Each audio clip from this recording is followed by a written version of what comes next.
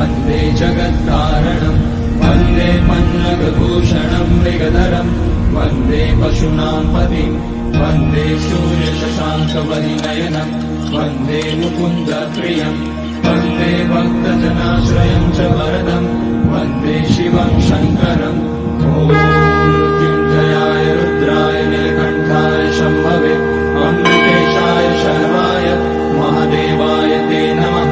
नमस्तेऽस्तु भगवन् विश्वेश्वराय महादेवाय त्र्यम्बकाय त्रिपुरान्तकाय त्रिकाग्निकालाय कालाग्निरुद्राय नीलकण्ठाय मृत्युञ्जयाय सर्वेश्वराय सदाशिवाय श्रीमान् महादेवाय नमः।